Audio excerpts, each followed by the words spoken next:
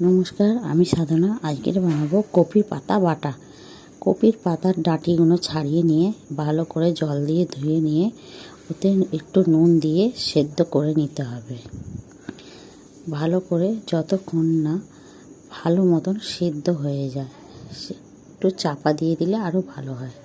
চাপা দিয়ে আমি সেদ্ধ করে নিলাম। আমার কপির পাতাগুলো ভালো মতন সেদ্ধ হয়ে গেছে। এবারে কপির পাতাগুলোকে তুলে নেব। আমি কপির পাতাগুলোকে তুলে নিচ্ছি। কপির পাতাগুলো আমার সব তোলা হয়ে গেছে। তুলে এবার এটাকে ঠান্ডা করে নিতে হবে। আমার কপির পাতাগুলো ঠান্ডা হয়ে গেছে। এবার কপির পাতাগুলোর সঙ্গে কাঁচা লঙ্কা, রসুন আর একটু নুন দিয়ে বেটে নিতে হবে।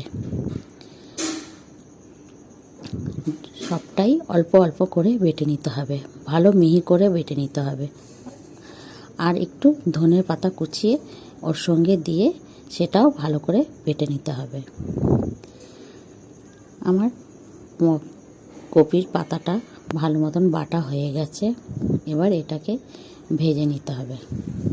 গ্যাসে কড়া বসিয়ে দিয়েছি। কড়ায় একটু সর্ষের তেল দেবো, 3 থেকে 4 চামচ মতন দিয়ে। এই পাতা বাটাতে একটু তেল বেশি লাগে।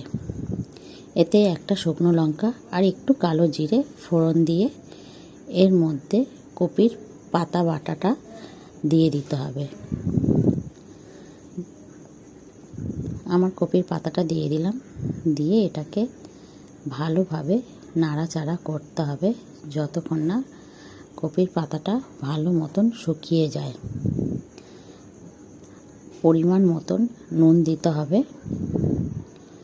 যার যতটা নুন লাগবে সে ততটাই নুন দেবে।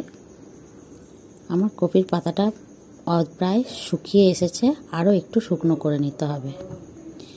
যখন আর ভালো মতন শুকিয়ে যাবে, এর মধ্যে অল্প কাঁচা সর্ষের তেল ছড়িয়ে দিতে হবে। দিয়ে আর একটু নেড়ে চেড়ে নিয়ে আর একটু শুকনো করে নিলেই কপির পাতাটা রেডি হয়ে যাবে। আমার কপির পাতাটা রেডি হয়ে গেছে। এটাকে এবার তুলে নেব।